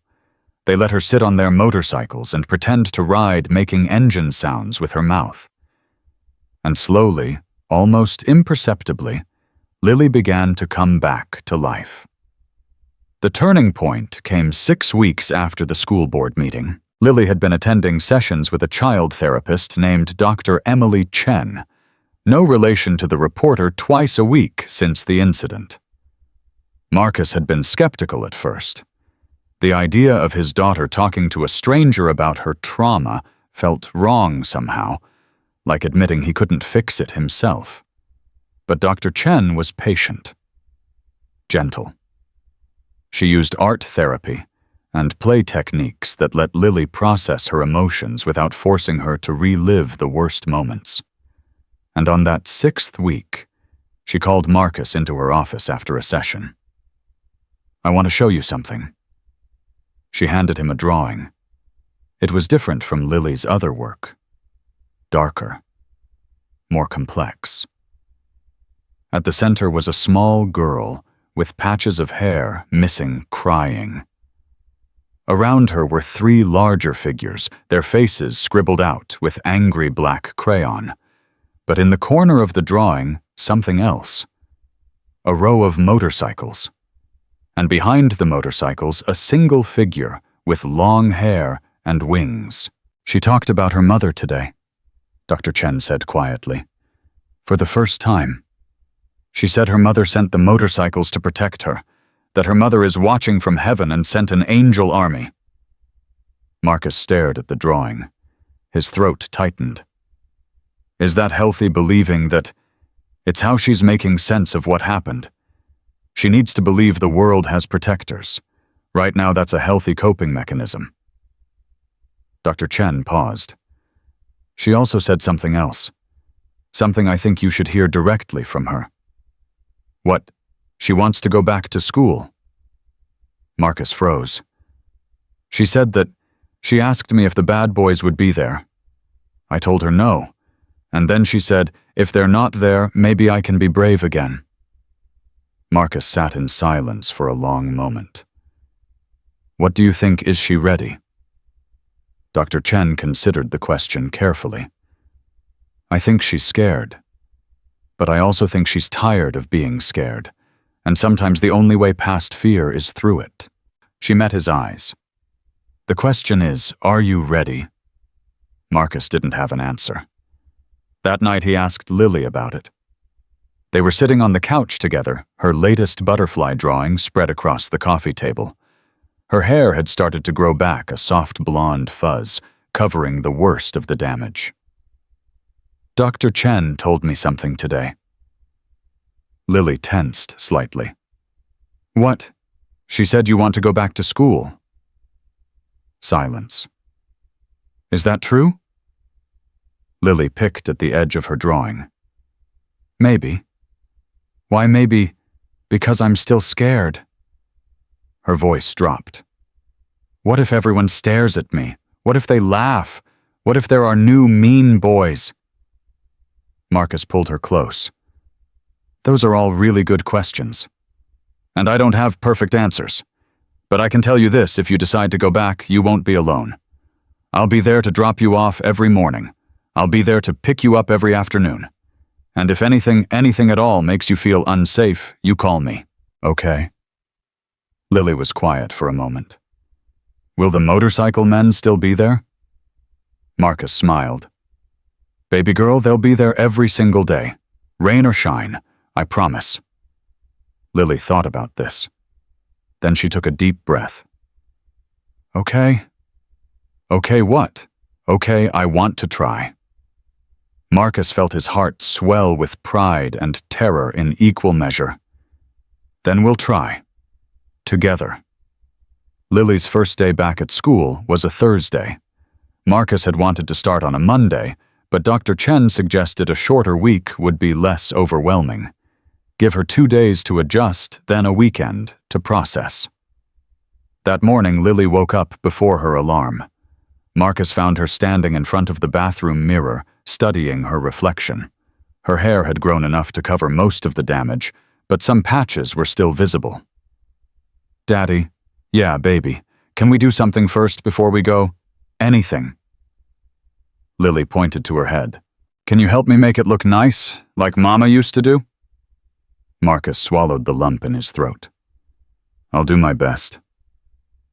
He spent 20 minutes carefully arranging her hair using clips and bobby pins, the way Elena had taught him years ago. When he finished, it wasn't perfect, but Lily smiled at her reflection. It looks pretty. You look beautiful. You always do. They drove to school together, Lily clutching her butterfly sketchbook in her lap. As they turned onto the street, she gasped. Lined up along the sidewalk, stretching from the corner all the way to the school entrance, were 20 motorcycles. 20 brothers standing beside their bikes, waiting. Lily's eyes went wide. They came. Of course they came. Marcus pulled into the parking lot. I told you, rain or shine. He got out and opened her door. The moment Lily stepped out of the car, something remarkable happened. The bikers, all 20 of them, formed a corridor leading from the parking lot to the school's front doors, not blocking anyone's path, just standing there. Witnesses. Protectors. Marcus took Lily's hand, and together they walked toward the entrance. As they passed each biker, the men nodded respectfully. Some smiled. A few murmured words of encouragement. You got this, little one. Brave girl. We're proud of you. Lily walked with her head held high. When they reached the front doors, she turned to look at the row of motorcycles one more time. Then she looked up at her father. "I'm ready." Marcus knelt down and hugged her tight. "I know you are, and I'll be right here when you get out. 3 o'clock, not a minute later." Lily nodded. She turned toward the doors. Then she stopped. "Daddy, yeah. I love you. I love you too, baby girl, more than anything in this world." Lily smiled, and then clutching her butterfly sketchbook, she walked through the doors and into the school. Marcus stayed frozen in place, watching until she disappeared down the hallway. His eyes were wet, but he didn't bother wiping them. Mike walked up beside him. "She's going to be okay." Marcus nodded slowly. "Yeah, I think she is." He looked at the row of bikers still standing in formation. "How long are you guys staying?" Mike grinned. "Brother, we're staying as long as it takes. Today, tomorrow, next month. However long that little girl needs to know she's protected, we'll be here." Marcus clasped his hand. "I don't know how to repay this." "You don't. That's the point. This is what family does." Mike squeezed his shoulder. "Now go home. Get some rest. She's got a whole school full of witnesses now, and she's got us. She's going to be fine." Marcus looked at the school one last time. Somewhere inside, his daughter was walking into a classroom, carrying her butterflies, facing her fears, and knowing for the first time in months that she wasn't alone. He got on his bike, and he rode home, not with dread, not with worry, but with something he hadn't felt in a very long time. Hope. 4 months had passed since the school board meeting. 4 months since 300 motorcycles had lined the streets of Cedar Ridge. 4 months since Lily Grace Thompson had walked back into Cedar Ridge Elementary with her head held high and her butterfly sketchbook clutched against her chest. And in those 4 months, everything had changed. The nightmares came less frequently now, once or twice a week instead of every night.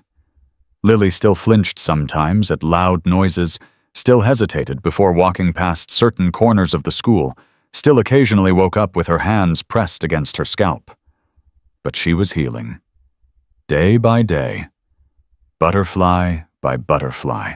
Her hair had grown back past her ears, soft blonde waves that curled at the ends, just like her mother's used to. She wore it down most days now, no longer hiding beneath hats or bandanas.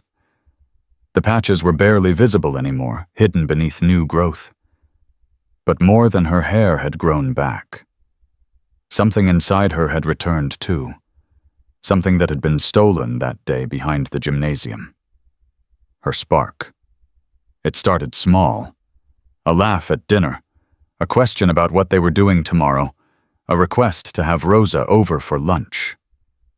Then it grew bigger. She started talking to classmates again, made a friend named Sophie who loved butterflies almost as much as she did, asked if she could join the art club.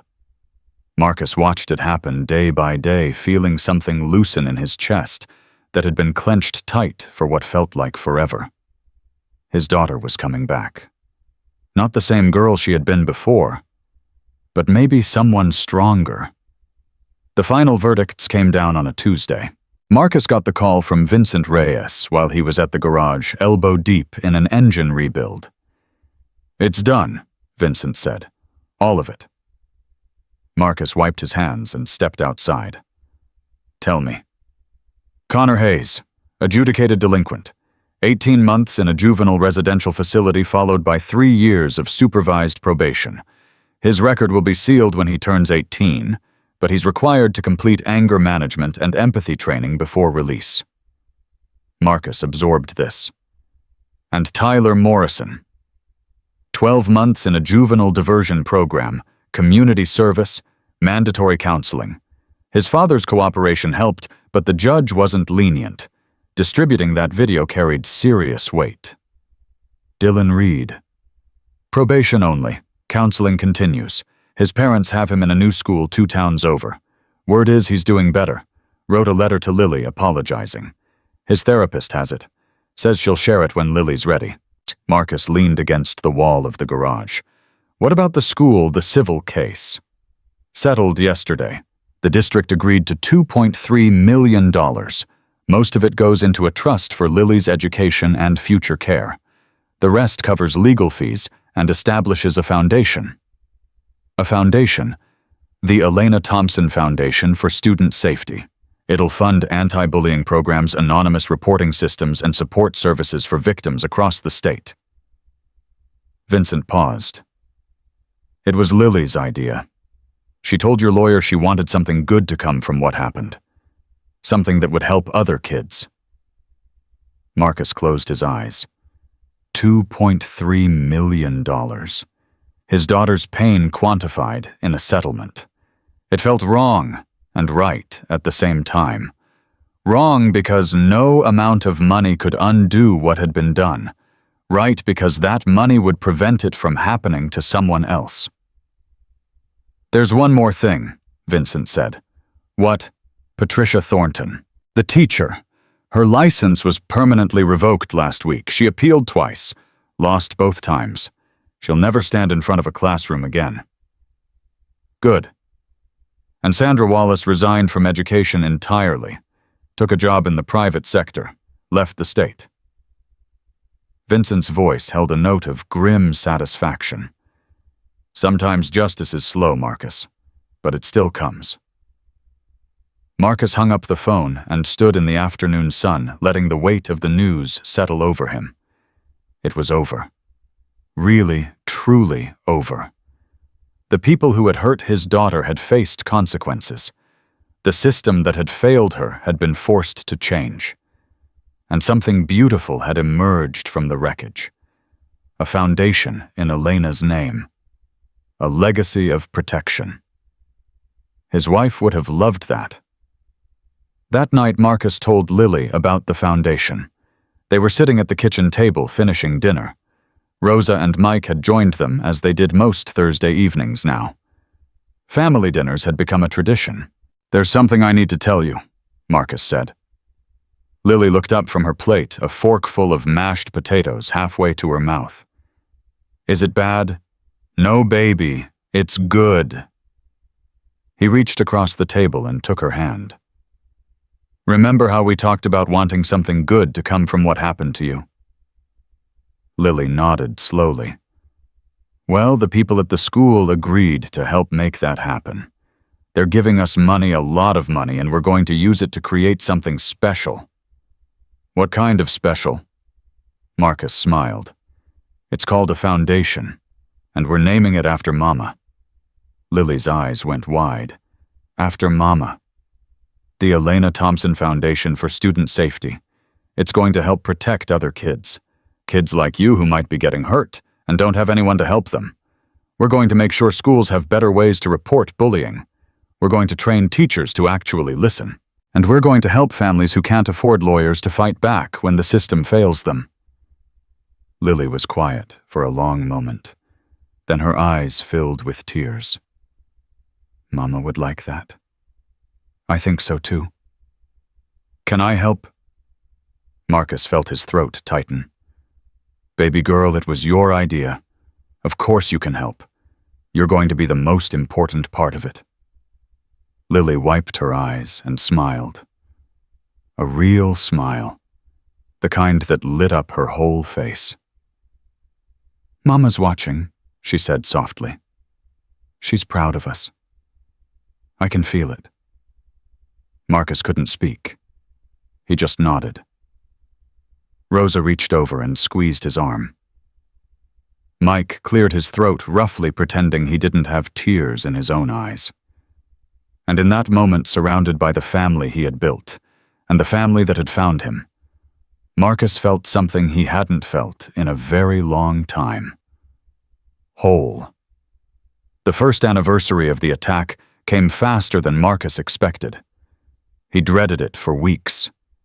Watched Lily carefully for signs of regression. Prepared himself for nightmares, for tears, for setbacks that might undo all the progress she had made. But Lily surprised him. On the morning of the anniversary, she woke up early and came downstairs to find Marcus already at the kitchen table, unable to sleep. "Daddy," he looked up. "You should be in bed, baby girl." "I know what day it is." Marcus's heart clenched. "I know you do." Lily walked over and climbed into the chair beside him. "I've been thinking about it, about what happened, and I decided something." "What's that?" She took a deep breath. "I don't want to be scared of this day. I don't want to spend every year feeling sad and remembering the bad things." She looked at him with eyes far older than her 7 years. "I want to make it a good day instead." Marcus stared at her. "How? I want to go to the school, where it happened, and I want to put up a butterfly, a big one, so that any kid who walks past that spot knows that something bad happened there, but something beautiful came from it." Marcus couldn't breathe. His 7-year-old daughter had just proposed the most profound act of healing he could imagine. "Are you sure?" Lily nodded. "I'm sure. Will you come with me?" "Baby girl, I will go anywhere with you, always." They went to the school that afternoon. Marcus had called ahead to get permission. The new principal, a woman named Dr. Catherine Brooks, who had been brought in specifically to rebuild trust with the community, met them at the entrance. "Lily," she said warmly, "it's so good to see you. Your father told me about your idea. I think it's beautiful." Lily clutched the butterfly she had painted, a large canvas piece nearly 2 feet wide, done in brilliant oranges and yellows with careful black outlines. She had worked on it for weeks. "Can I really put it up?" "Absolutely. We've already picked the perfect spot." They walked together to the side of the gymnasium, the exact spot where Lily had been attacked 1 year ago. Marcus felt his body tense as they approached.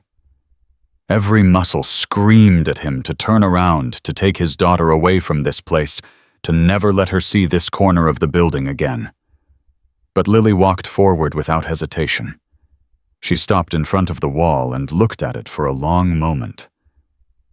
"This is where it happened," she said quietly. "Yes.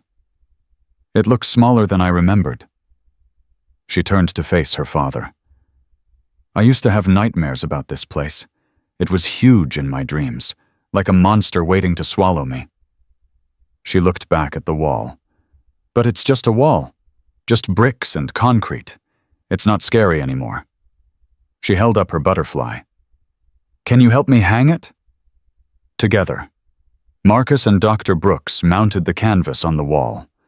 When they stepped back, Lily studied her work. The butterfly seemed to glow against the dull concrete, its wings catching the afternoon light. "It's perfect," she whispered. Then she pulled a small card from her pocket. "I wrote something. Can I read it?" "Of course." Lily unfolded the card and read aloud, her voice steady. "This butterfly is for every kid who ever felt alone. Every kid who got hurt and didn't know who to tell. Every kid who tried to speak up and nobody listened." She paused, her voice growing stronger. "Something bad happened here, but something beautiful came from it. If you're hurting, tell someone. Keep telling until someone helps. You are not alone. You are not too sensitive. You matter." She looked up at her father. "And it's signed, from Lily and her mama, Elena." Marcus pulled her into his arms. He couldn't speak. His throat was too tight, his eyes too full. But Lily seemed to understand. She hugged him back, her small arms wrapping around his neck. "It's okay, Daddy," she whispered. "We did it. We made something beautiful." 2 years later, the Elena Thompson Foundation had become one of the largest anti-bullying organizations in the state. What started as a settlement had grown into something far bigger. Schools across Pennsylvania had adopted their reporting protocols. Teachers were required to complete training programs developed with input from Lily herself. A 24-hour hotline answered thousands of calls each year from children who needed help and adults who wanted to provide it.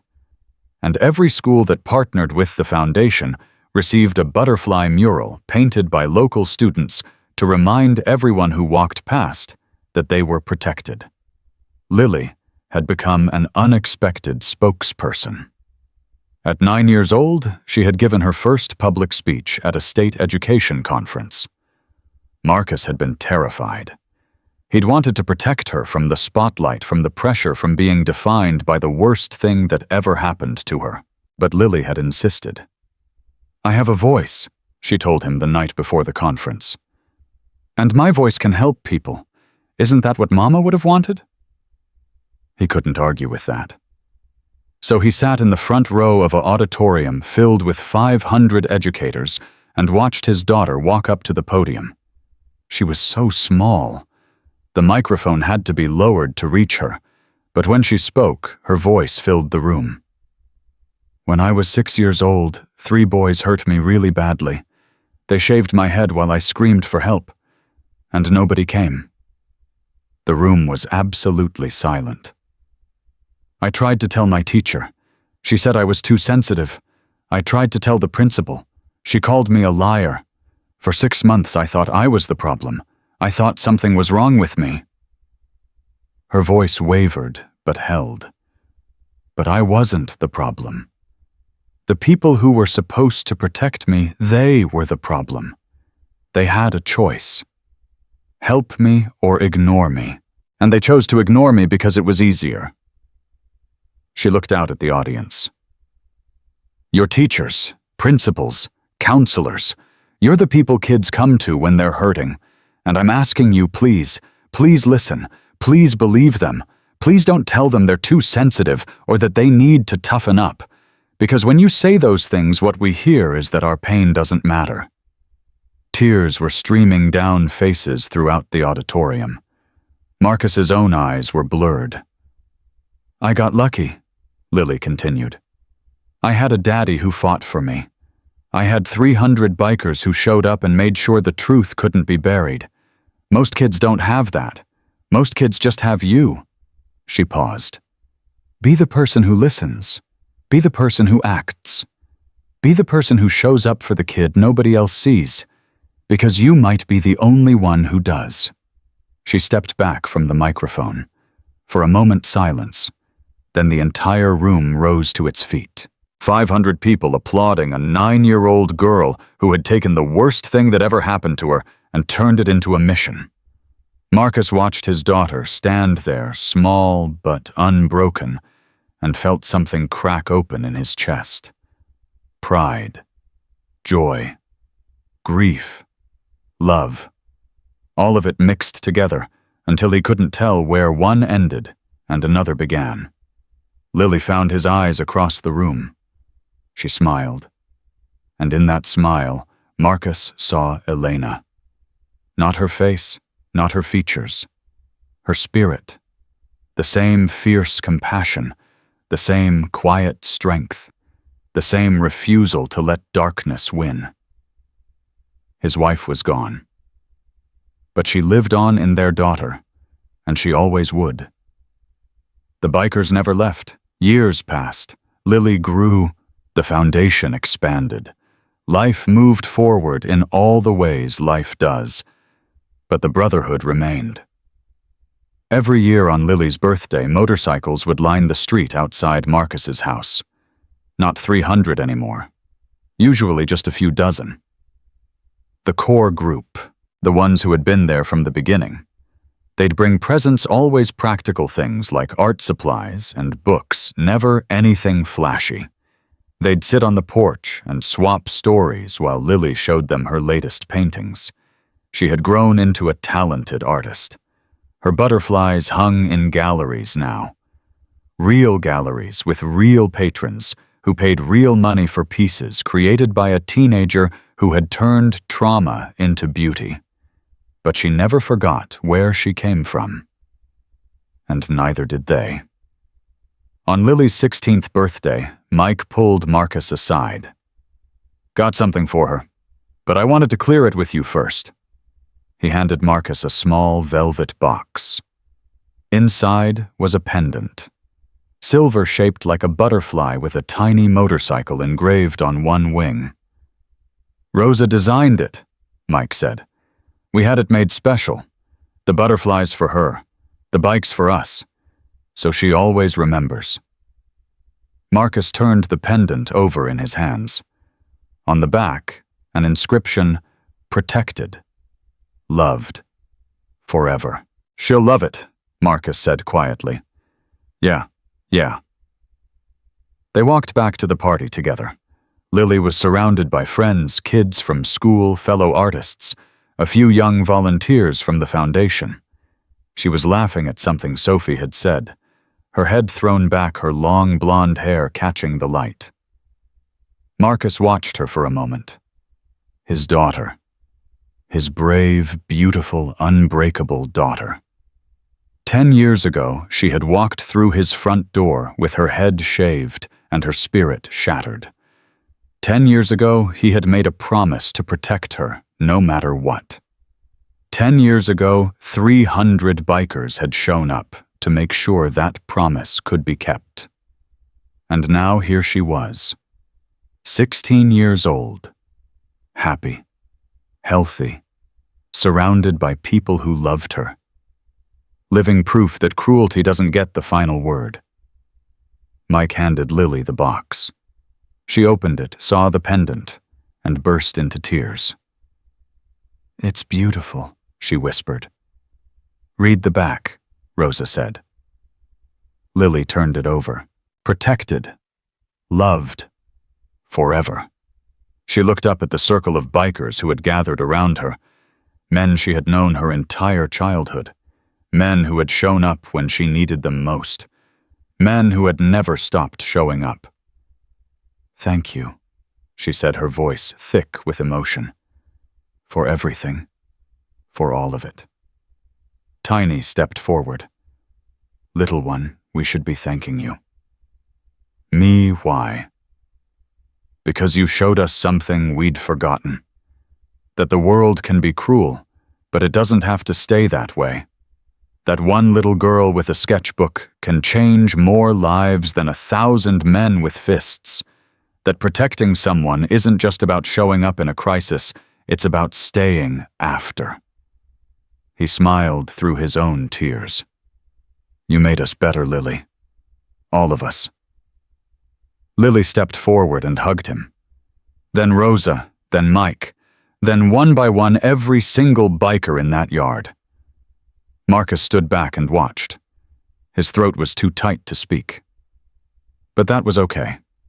Some moments didn't need words. Later that night, after the guests had gone, and the house had quieted, Lily found her father on the porch. He was sitting in his usual chair, staring up at the stars. She sat down beside him. "Daddy, yeah, baby girl. Do you think Mama knows about everything that happened? About the foundation and the speeches and all of it?" Marcus was quiet for a moment. "I think she knows. I think she's been watching every single second. And I think she's proud of you. More proud than you'll ever understand." Lily leaned her head against his shoulder. "I miss her." "Me too. But it doesn't hurt as much anymore. Is that okay?" Marcus put his arm around her. "That's more than okay. That's exactly what healing looks like. You never forget. You never stop missing them. But the missing becomes something you carry instead of something that carries you." Lily was quiet for a long moment. Then she said something that Marcus would remember for the rest of his life. "Daddy, I'm happy." In 4 words. The same 4 words she had whispered to him years ago, curled in his lap, finally emerging from the darkness. But different now. Stronger. Surer. Not a fragile declaration of survival. A statement of fact. "I know you are baby girl." Marcus kissed the top of her head. "I know you are." They sat together on that porch, father and daughter watching the stars. Somewhere in the distance, a motorcycle engine rumbled. Lily smiled. They never really leave, do they? No, they never do. Good. She closed her eyes. I like knowing they're out there. Marcus held his daughter close and let the peace of the moment wash over him. 10 years ago, his world had shattered. 10 years ago, he had learned that the systems meant to protect children could fail in devastating ways. 10 years ago, 300 men had shown him that family wasn't just blood, it was choice. And now, sitting on this porch with his daughter's head on his shoulder and the rumble of distant engines in his ears, Marcus understood something he hadn't fully grasped before. The story hadn't ended with justice. Justice was just the beginning. The real story was what came after. The healing. The growth. The transformation of pain into purpose. Lily had walked through fire and emerged not just intact, but radiant. She had taken the worst thing that ever happened to her and built something beautiful from the ashes. A foundation.